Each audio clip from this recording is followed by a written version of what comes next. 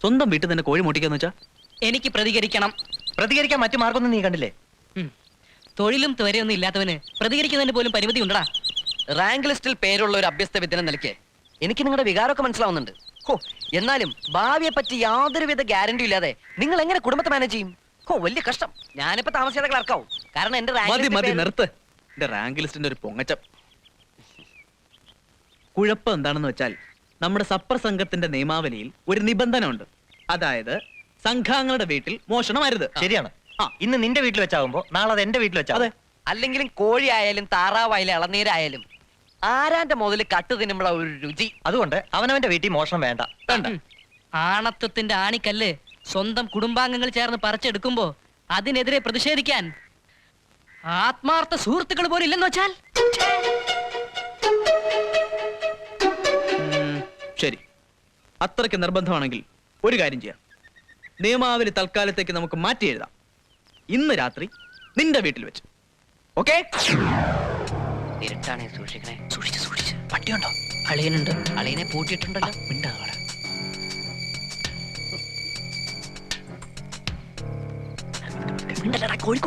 കോഴിക്കോടോ? അയ്യോ, ഉറങ്ങ. വിളി.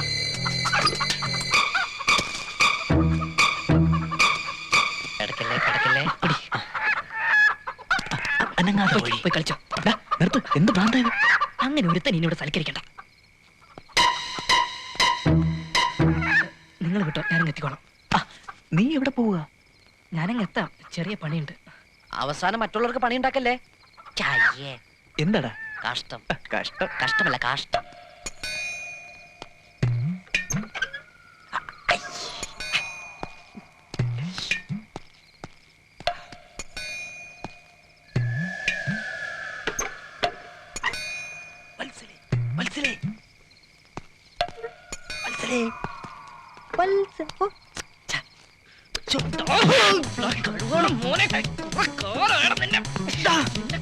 പിടിക്കണം വിചാരിക്കണം.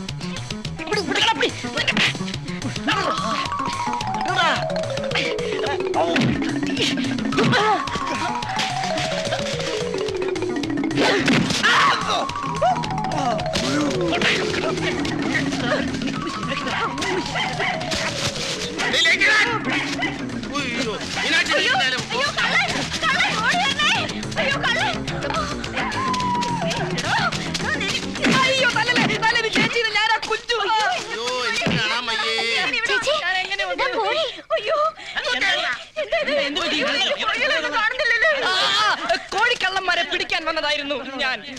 അയ്യോ ദൈവമേ, എന്റെ കോഴികളെ മുഴുവൻ ആരോ ഓടിച്ചോട്ട് പോയി. ഞാൻ ഒളിച്ചു നിന്ന് പിടിക്കാൻ ശ്രമിക്കുകയായിരുന്നു, പക്ഷെ കൈവിട്ടുപോയി. തലക്കെട്ടില്ലയോ? അല്ല, കള്ളനാണെന്ന് കരുതി ഞാനാ അവനെ തല്ലിയത്. മോനെ, നിനക്ക് വേദനിച്ചോ? ആളെ മനസ്സിലായോ? ശരിക്കും അങ്ങോട്ട് മനസ്സിലാക്കാൻ പറ്റിയില്ല. പക്ഷെ മുതുകിനെ നോക്കി ഒരു ഏർ കൊടുത്തു.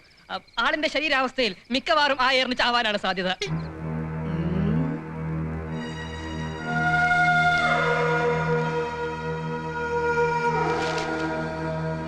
കറുത്ത് തടിച്ച ആളെന്നല്ലേ കേളുപണിക്കർ പറഞ്ഞത്? ഇരുട്ടത്ത് പിന്നെ ആളെ കാണുമ്പോ കറുത്ത് തന്നെ ആയിരിക്കില്ലടോ വിവരദോഷി. ആരായിരിക്കും അത്? എന്തായാലും നമ്മളല്ലല്ലോ, അത് തന്നെ ഒരു ആശ്വാസം. എന്തിനാ വാദപ്രതിവാദം നടത്തണേ? കുഞ്ചു ഇപ്പൊ ഇങ്ങ് എത്തുമല്ലോ, അപ്പോഴറിയാലോ ആളാരാണെന്നുള്ളത്. പേപ്പറിൽ എന്താ വിശേഷം? എന്തുവാടാ? പേപ്പർ മടക്കിയപ്പോ വിരൽ അതിനിടയിലായി പോയി. ആളിങ് എത്തിയല്ലോ. വരണം. പ്രതീക്ഷിച്ചിരിക്കായിരുന്നു. കള്ളനെ നേരിൽ കണ്ടു എന്ന് കേട്ടു. ആളെ തിരിച്ചറിഞ്ഞോ? പാണ്ടിക്കാരാണ്, പട്ടാളക്കാരാണെന്നൊക്കെ പറയുമ്പോ എനിക്ക് അറിയാമായിരുന്നു കള്ളൻ കപ്പലിൽ തന്നെ ഉണ്ടെന്ന്. അതെ. ആരുടെങ്കിലും രൂപസാദൃശ്യം തോന്നുന്നുണ്ടെങ്കിലേ ധൈര്യമായിട്ട് പറഞ്ഞോളൂ, ഞാനില്ലേ ഇവിടെ.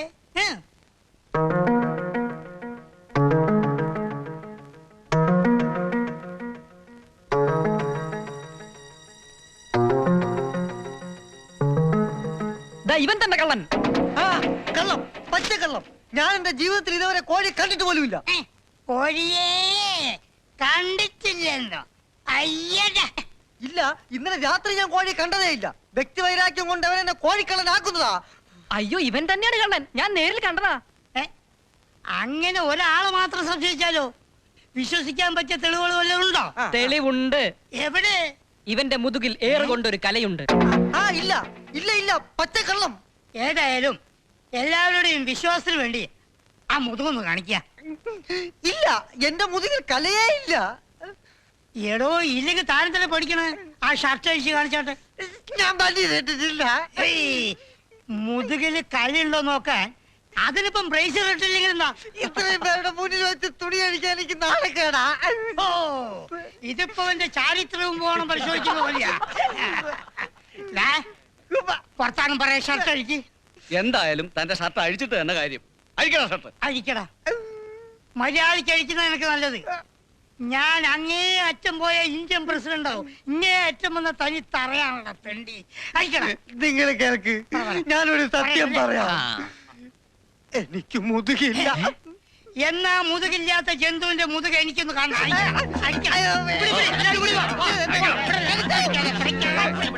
കുറെ കാലമായിട്ട് നോക്കി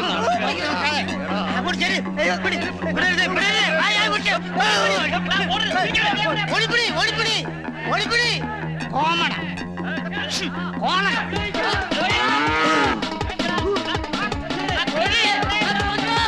ഓട്ടിക്കരുത്. ഞാനല്ല കോഴിയെ ഓട്ടിച്ചത്, ഞാനല്ല പട്ടി.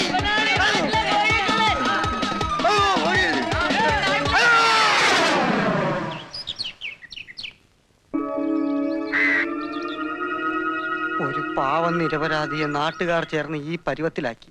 പക്ഷെ സത്യാവസ്ഥ ചേട്ടനെങ്കിലും വിശ്വസിക്കണം.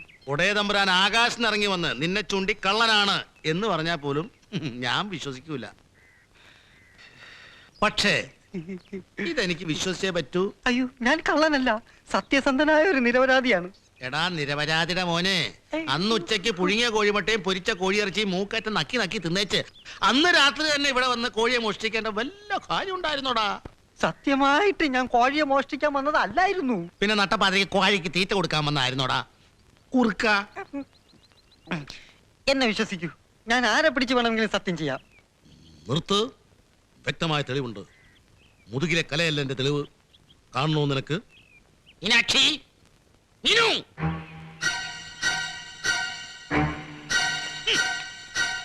ഈ ഡയറി തന്നെയല്ലേ? എന്താ വേണ്ടാത്തത്? സംഭവം നടന്ന അന്ന് രാത്രി ഈ വീട്ടുപറമ്പിൽ നിന്നും കണ്ടുകിട്ടിയ തൊണ്ടിയാണിത്. അത് പിന്നെ മിണ്ടിപ്പോരുത്. പെണ്ണുങ്ങളെ പോറ്റുന്ന കോഴികളെ മൂട്ടിക്കുന്നതിനേക്കാൾ അന്തസ്സായി ഏതെങ്കിലും ബാങ്ക് കൊള്ളയടിച്ചുവിടാ. എന്നാ എന്നെ കുന്തം. കൊണ്ടാ തന്നെ ഒരു കുറുക്കന്റെ ലക്ഷണം. എന്റെ തൊഴിലാണ് സത്യം. നിർത്ത്. തൊഴിൽ പിടിച്ചാണ് സത്യം ചെയ്യുന്നതെങ്കിൽ ഡയറി പിടിച്ചല്ല സത്യം ചെയ്യേണ്ടത്, കോഴിയെ പിടിച്ച് സത്യം ചെയ്യണം. കോഴിയാണ് സത്യം. ആളെ പഠിപ്പിക്കാ. തനി കുറുക്കൻ തന്നെയല്ലേ? വത്സലെ, നീയെങ്കിലും എന്നെ വിശ്വസിക്കും, ഞാൻ കള്ളനല്ല. കുഞ്ചേട്ടൻ കണ്ടതല്ലേ? ആ മഹാഭാവി പാവം ചെയ്യാത്തവനെയാണ് കല്ലെറിഞ്ഞത്. എഫോനൊപ്പം എക്സ് കൂടി ചേർത്ത പൂർണ്ണമായെന്ന് ഇപ്പൊ ബോധ്യായി. നെഞ്ചു വളർന്ന് മസ്തിഷ്കം പുറത്തെടുത്താലും വിശ്വസിക്കുകയില്ലെന്ന് വെച്ചാൽ എന്റെ നിരപരാധിത്വം കാലം തെളിയിക്കും. അന്നതായി അമ്മോ. അയ്യോ, നിനക്കെന്താ ഒരു മൂഡൌട്ട്? ഇഷ്ടം തുറന്നു പറയാനുള്ള ശ്രമം ഇന്നും പരാജയപ്പെട്ട് കാണും. വക്കീല് മത്സരിക്കാൻ തയ്യാറായ സ്ഥിതിക്ക് നീ അല്പം സ്പീഡ് കൂട്ടിയേ പറ്റൂ. വൺ വേ ആകുമ്പോ പിന്നെ എത്ര സ്പീഡിൽ വേണമെങ്കിലും പോവാലോ, അല്ലേ കൂട്ടുകാരാ? എന്തായാലും മത്സരിക്കാനൊന്നും ഞാനില്ല. മനസ്സറിഞ്ഞ് ഇഷ്ടപ്പെടുന്നുണ്ടെങ്കിൽ മതി. എനിക്ക് ഉറപ്പാ അവൾക്ക് എന്നെ ഇഷ്ടമാണെന്ന്. അല്ല, സപ്പർ സർക്കിറ്റ് എടുത്തിട്ട് കുറെ ദിവസമായില്ലേ? ഇന്നൊന്ന് കളപ്പുര കൂടിയാലോ? വിശാലാക്ഷൻ സംഭവം മറന്നു നീ. ഏതായാലും ഇത് ഇവിടെ കൊണ്ട് അവസാനിപ്പിക്കുന്ന നല്ലെന്ന് എനിക്ക് തോന്നണേ. പല നാൾ കട്ടാൽ ഒരു നാൾ പിടിക്കപ്പെടുന്ന ചൊല്ല്. ഇതുവരെ രക്ഷപ്പെട്ടത് നമ്മുടെയൊക്കെ ഭാഗ്യം. ഒര നിറഞ്ഞു നിൽക്കുന്ന രണ്ട് പെങ്ങന്മാരുള്ളവനെ ഞാൻ. ഒര നിറഞ്ഞു നിൽക്കുന്നെങ്കിൽ ചുമരങ്ങ് തട്ടിയാ പോരെ? കൊത്തി കൊത്തി തറവാട്ടിക്കൽ കൊത്തല്ലേ? പേരുദോഷം പെങ്ങന്മാർക്ക് മാത്രമൊന്നുമല്ല, എനിക്കുണ്ട്. റാങ്ക് ലിസ്റ്റിനെ വിളിച്ചു വയ്ക്കുന്ന ഒരു അഭ്യസ്ത വിദ്യയാണ് ഞാൻ. അവന്റെ ഒരു റാങ്ക് ലിസ്റ്റ്. എടാ, നിന്റെ റാങ്ക് ലിസ്റ്റിന്റെ വിളിയൊക്കെ വലുതാണടാ നമ്മുടെ വിശപ്പിന്റെ വിളി. ഇന്ന് രാത്രി വീണ്ടും നമ്മൾ കൂടും. പദ്ധതിയൊക്കെ എന്റെ മനസ്സിലുണ്ട്. തവിടും പിണ്ണാക്കും തിന്നുകൊഴുത്ത നല്ല സുന്ദരി കോഴികൾ. എവിടെ എവിടെ? ഗോപാല മുതലാളിയുടെ വീട്ടിൽ. ചന്തയുടെ വീട്ടിലോ? അതെ. എന്തെങ്കിലും കല്യാണം കഴിഞ്ഞാൽ ഫസ്റ്റ് നൈറ്റിൽ പറയാൻ ഒരു തമാശ വേണ്ട. തമാശക്ക് വേണ്ടിട്ടാണെങ്കിൽ റോട്ടിൽ കൂടി തുണിയില്ല നടന്ന പോരെ? എടാ, നിന്റെ ആഗ്രഹങ്ങളിൽ ഭൂമിയിൽ വെച്ച് നടക്കാൻ സാധ്യതയുള്ളത് ഒന്ന് മാത്രമേ ഉള്ളൂ. അതെന്താ? കാമുകിയുടെ വീട്ടിലെ കോഴിമോഷണം. വിവാഹവും ഫസ്റ്റ് നൈറ്റും പരലോകത്ത് വെച്ചെങ്കിലും നടക്കട്ടെ എന്ന് ഞങ്ങൾ നിനക്ക് വേണ്ടി പ്രാർത്ഥിക്കുന്നു.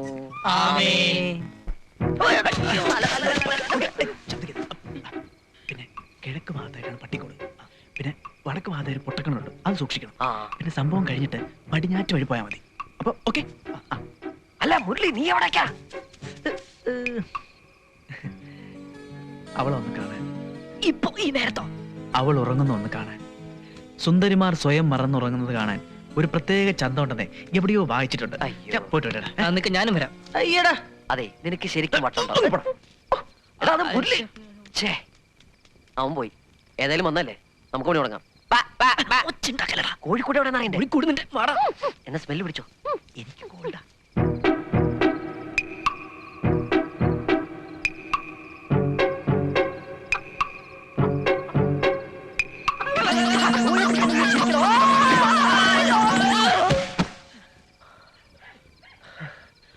അവനെ പിടിക്കും ഉറപ്പാ. എന്റെ ദൈവമേ, ഒരുത്തനെ കിട്ടിയാ മതി, എല്ലാം പൊളിയും. ആരോ വരുന്നുണ്ട്.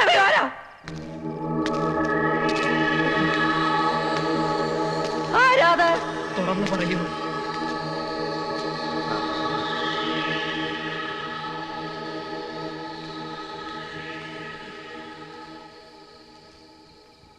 അമ്മായിയപ്പൻ ഷോക്ക് വെച്ചു അല്ലേ? നീ എങ്ങനെ രക്ഷപ്പെട്ടു? എന്താ നിന്റെ കയ്യില്? തൂവൽ. എന്റെ പിടക്കോഴിയുടെ മനോഹരമായ തൂവൽ.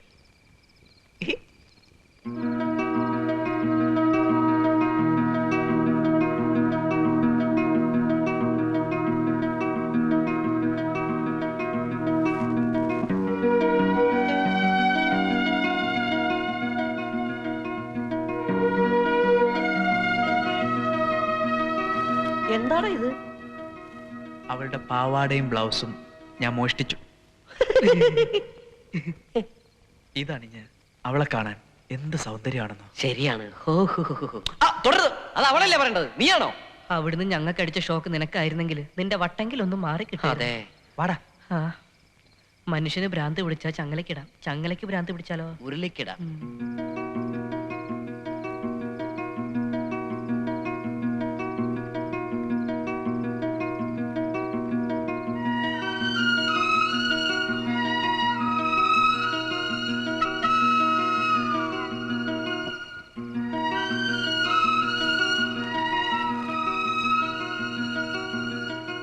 ഏയ്,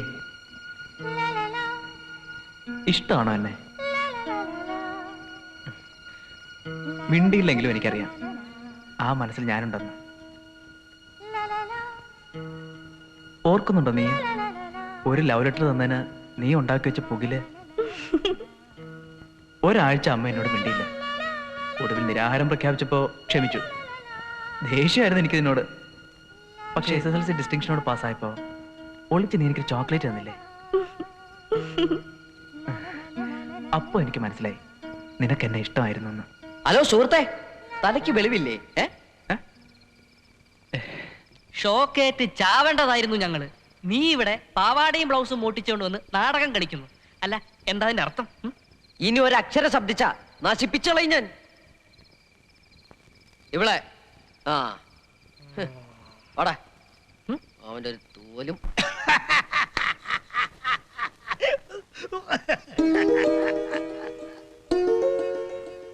എന്താ പ്രസിഡന്റ് ഒന്നും മിണ്ടാത്തത്, എന്താ പ്രസിഡന്റ് ഒന്നും ചെയ്യാത്തത് എന്ന് നിങ്ങൾ ചോദിക്കുമ്പോ ഞാൻ അനങ്ങാണ്ടിരിക്കുകയാണെന്നാണോ നിങ്ങൾ ധരിച്ചത്? ബുദ്ധി പ്രവർത്തിപ്പിക്കുകയായിരുന്നു. ഗോപാലൻ മുതലാളിക്ക് ഇങ്ങനെ ഒരു വേല ഒപ്പിക്കാനുള്ള സൂത്രം പറഞ്ഞു കൊടുത്തത് ഞാനാണടോ, ഞാനാ. ഇപ്പോഴെങ്കിലും എന്റെ പ്രിയപ്പെട്ട നാട്ടുകാർക്ക് മനസ്സിലായല്ലോ ഈ വിശാലകൃഷ്ണൻ നിരപരാധിയാണെന്ന്. പറയാറായിട്ടില്ല. ഷോക്കേറ്റവരിൽ ഒന്നെങ്കിലും ചത്ത് കാണും. 1 or 2 ദിവസം കഴിഞ്ഞാൽ ചീർത്ത് വീർത്ത് ആ ശവം പൊന്തും. ആ ശവത്തിന്റെ ബന്ധത്തിലൂടെയേ ബാക്കിയുള്ള കള്ളന്മാരെ കണ്ടെത്താൻ പറ്റുകയുള്ളൂ. എന്തായാലും കറണ്ട് വെച്ചത് അല്പം ക്രൂരമായി പോയി. ഇവൻ ആരോടോ ഇത്തരം സംഗതിയിൽ മനസ്സാക്ഷി പാടില്ല. അതെ, ഉപ്പ് തിന്നവൻ ആരായിരുന്നാലും നാരങ്ങ വെള്ളം കുടിക്കും. ഈ പഞ്ചായത്തിൽ ഇതൊരു പാഠമാകണം. അതാണ് കറണ്ട് വെച്ച് കൊന്നിട്ടായാലും ആ കള്ളനെ പിടിക്കാൻ ഞാൻ ഏർപ്പാട് ചെയ്തത്. ദുഷ്ടനാണ് അയാൾ, ക്രൂരൻ. കൊല്ലാനായിരുന്നു ഇത്ര പരിപാടി. എന്തായാലും നമുക്ക് ഷോക്ക് വെപ്പിച്ച അയാൾക്ക് തിരിച്ചൊരു ഷോക്ക് ട്രീറ്റ്മെന്റ് ആവശ്യമാണ്. എന്ന് വെച്ചാൽ എന്ന് വച്ചാൽ ഇന്ന് രാത്രി നമ്മുടെ പദ്ധതി അയാളുടെ വീട്ടിൽ. വേണ്ടടാ, നമുക്കിത് ഇവിടെ വെച്ച് നിർത്താം. എന്താ റാങ്ക് ലിസ്റ്റിൽ പേരിലുണ്ടാ? അതുകൊണ്ടൊന്നുമല്ല, ഇത്ര ഇഷ്യൂ ആയ സ്ഥിതിക്ക് ഇനി വേറെ എന്തെങ്കിലും പ്രശ്നം ഉണ്ടായാലോ? ഈ ശരീരത്തിന് കൈയിനും കാലിനും പുറമെ നട്ടെല്ലെന്ന് പറഞ്ഞൊരു സാധനമില്ല. അല്പനാണ് അയാൾ. ഒരു തിരിച്ചടി അയാൾക്ക് ആവശ്യമാണ്. സ്വന്തം വീട്ടിൽ വെച്ചാവുമ്പോ ദുരഭിമാനം ഓർത്ത് സംഗതി പുറത്തു പറയില്ല. കള്ളന്മാരാണെങ്കിലും ആണത്തുള്ളവരായിരുന്നു എന്ന് കാണിച്ചു കൊടുക്കാം. ഇതോടെ നമുക്ക് ഈ കളി ഇവിടെ അവസാനിപ്പിക്കാന്നേ. സൂക്ഷിക്കണേ, പരിസരബോധം വേണേ. എന്തൊരു നാറ്റം, കുളിക്കാറില്ലെന്ന് തോന്നുന്നു. ഉണ്ടാതെ വാടാ, എന്നോടല്ല.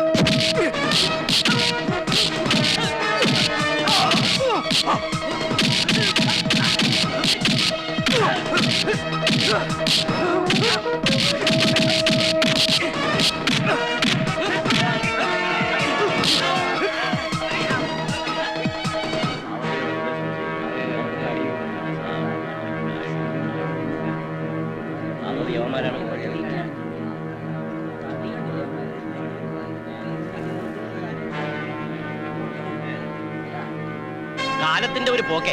പകലൊക്കെ എത്ര മാന്യന്മാരായിരുന്നു ഈ പിള്ളേര്. പഠിപ്പുണ്ട്, പണിയെടുത്ത് ഇതിനോട് ആരോഗ്യമുണ്ട്. എന്നിട്ട് ആരാൻ പോറ്റുന്ന കോയിനെ കട്ടിയിട്ട് വല്ല കാര്യമുണ്ടാ നമുക്കുകൾക്ക്? ഇതുങ്ങളെല്ലാം പോറ്റുന്നതിന് പകരം 4 വാഴ നട്ടെങ്കിൽ അതെങ്കിലും കുടുംബത്തിന് നേട്ടമുണ്ടായിരുന്നേനെ. തല്ലുകൊള്ളാനുള്ള ആരോഗ്യം നേരത്തെ ഉണ്ടാക്കിക്കൊണ്ട് നന്നായി.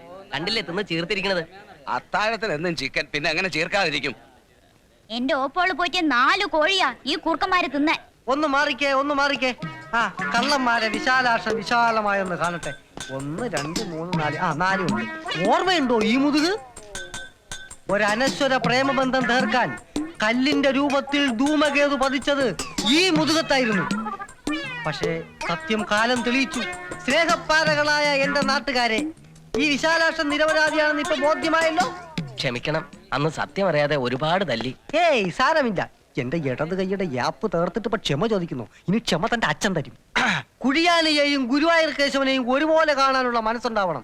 അവനാണ് യഥാർത്ഥ മനുഷ്യൻ. എഫ്ഒയിനോടൊപ്പം എക്സ് ചേർത്താലുള്ള അർത്ഥം ഇപ്പൊ മനസ്സിലായല്ലോ. ഫോക്സ്, മലയാളത്തിൽ പറഞ്ഞാൽ കുറുക്കൻ. എന്താ അവിടെ? അയ്യോ, കുട്ടി അറിഞ്ഞില്ലേ? കോഴിക്കള്ളന്മാരെ പിടിച്ചു. അന്ന് മോളുടെ വീട്ടിൽ വെച്ച് കറണ്ട് തട്ടി ചാവേണ്ട സാധനങ്ങളായിരുന്നു. ഇന്നലെ രാത്രി പ്രസിഡന്റാ പിടിച്ചത്. മോള് പോയി കണ്ടിട്ട് വാ. ഒന്ന് മാറിയെന്നേ, ആ കുട്ടി ഒന്ന് കാണട്ടെ. കണ്ടോളൂ.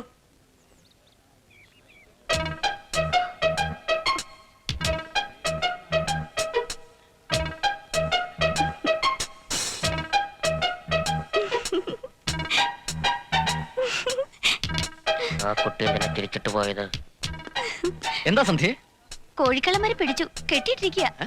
കോഴി അയ്യോ, കരിഭൂതം വരുന്നുണ്ട്.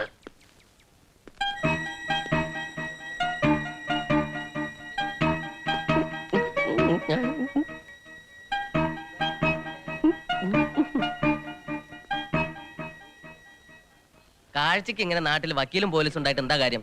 കള്ളനെ പിടിക്കാനും കെട്ടിയിടാനും പ്രസിഡന്റ് തന്നെ വേണ്ടി വന്നു. പ്രസിഡന്റ് എവിടെ? ചായക്കടയിലുണ്ട്. ഒരു ദിവസം ഇവന്മാർ എന്റെ വീട്ടിലെത്തുമെന്ന് എനിക്ക് നേരത്തെ തന്നെ നിശ്ചയുണ്ടായിരുന്നു. അറിയോ, 4 ദിവസം കുടിയും തീറ്റും കൊടുത്ത് ആ മല്ലന്മാരെ ഞാൻ പോറ്റിയത്. എന്തായാലും പ്രയോജനപ്പെട്ടില്ല, അത് മതി. ഹലോ, ഇതാര് വക്കീലോ? കള്ളന്മാരെ കണ്ടില്ലേ? പ്രസംഗിക്കാൻ മാത്രമല്ല പ്രവർത്തിക്കാനും പ്രസിഡന്റിന് അറിയാമെന്ന് ഇപ്പൊ മനസ്സിലായോ? വളരെ മോശമായി പോയി. അതെന്താ അവരെ കൊല്ലാത്തോ? ഇവരെ ഈ രീതിയിൽ ശിക്ഷിച്ചത് ആ വക്കീല് പറയണ എനിക്ക് മനസ്സിലാവില്ല. കണക്കിന് തല്ലിയില്ലേ? പിന്നെ പരസ്യമായിട്ട് ഇങ്ങനെ ഒരു പ്രഹസനം കൂടി ആവശ്യമുണ്ടായിരുന്നോ? കുറ്റം ചെയ്തവരെ ശിക്ഷിച്ചത് തെറ്റായി പോയി എന്നാണോ വക്കീല് പറയണത്? ശിക്ഷിക്കണം, പക്ഷെ ഇത് ക്രൂരമായി പോയി.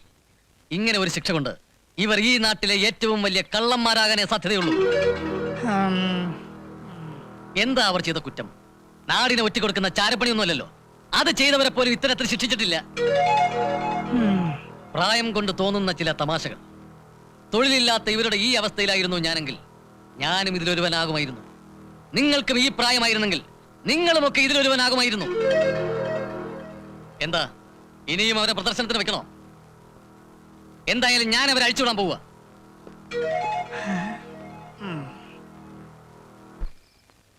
എന്തായാലും കുറച്ചു കാലം കള്ളൻ എന്ന ക്ലീൻ ഇമേജിൽ തന്നെ നാട്ടിൽ ജീവിക്കേണ്ടി വരും.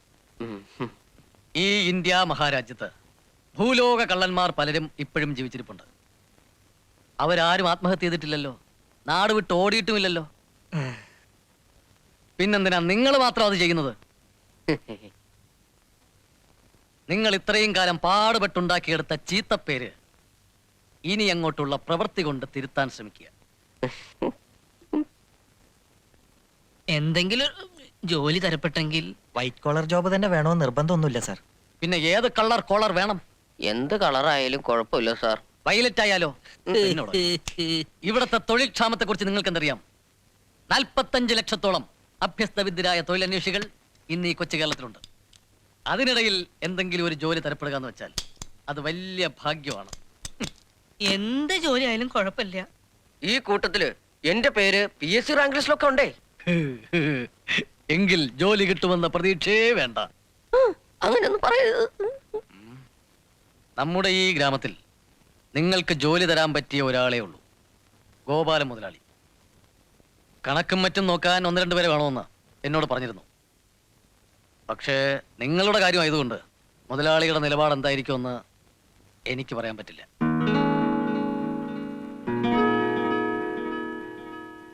ആ എന്തായാലും എന്റെ സ്വാധീനം വെച്ച് ഞാൻ സംസാരിച്ചു നോക്കാം.